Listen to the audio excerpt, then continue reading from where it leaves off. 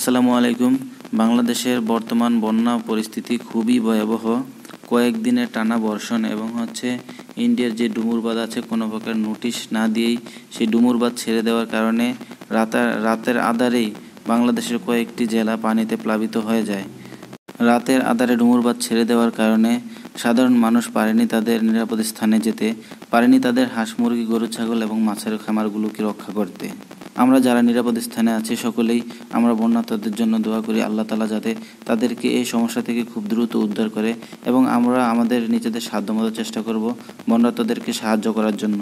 আর আপনারা যারা ভাবেন ইন্ডিয়া আমাদের বন্ধু, ইন্ডিয়া কখনোই বাংলাদেশের বন্ধু হতে পারে না। কারণ তারা শুকনো মৌসুমে দেখা যায় আমাদের যখন পানির প্রয়োজন হয় তখন তারা বাঁধ আটকে রাখে, আর যখন আমাদের পানির প্রয়োজন নাই, আমাদের দেশে এমনি বন্যা চলতেছে, কয়েকদিনের টানা বর্ষণে এমনি দেশের অবস্থা খুব খারাপ, তার উপরে আবার তারা নোটিশ না দিয়ে পানি ছেড়ে দিয়েছে। এটা কেমন মানবিকতা, এটা কেমন বন্ধুত্বপূর্ণ আচরণ হতে পারে? কখনোই এটা বন্ধুত্বপূর্ণ আচরণ হতে পারে না। যারা ভাবেন যে ইন্ডিয়া আমাদের বন্ধু তারা আসলে ভুল ভাবতেছেন। তারা আজকের এই দৃশ্যগুলো দেখে তারা বুঝতে চেষ্টা করেন যে ইন্ডিয়া কখনোই আমাদের বন্ধু হতে পারে না।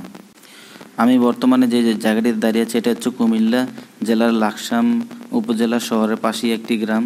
তো দেখতে পাচ্ছেন এই গ্রামের মেইন রোডটা, যে রোড আছে সেই রোডে হাঁটুর উপরে পানি, এবং ঘরগুলোতে প্রায় মাজা সমান পানি। এই ঘরগুলোতে আসলে এখানে বসবাস করার মতো যোগ্য নয়। তো অনেকে আছে যে ঘরবাড়ি তালা দিয়ে তাদের মাল সামানা যতগুলো সেভ করার মতো সেগুলো সেভ করে রেখে তালা দিয়ে তারা নিরাপদ স্থানে যাওয়ার চেষ্টা করতেছে। অনেকে অলরেডি চলেই গিয়েছে। আরও কয়েকদিন বৃষ্টি হয় এবং ইন্ডিয়া থেকে এভাবে পানি আসতে থাকে তাহলে বাংলাদেশের অবস্থা আরও ভয়াবহ হয়ে দাঁড়াবে। আসলে এই ভয়াবহ পরিস্থিতি সামাল দেওয়ার মতো এই বাংলাদেশের বর্তমানে সবচেয়ে ভয়াবহ পরিস্থিতিতে আছে ফেনী জেলার পরশুরাম, ছাগলনাই এবং সোনাগাজীর মানুষগুলো। আল্লাহ তাআলা তাদেরকে হেফাজত করুক, আমরা তাদের সকলের জন্য দোয়া করি।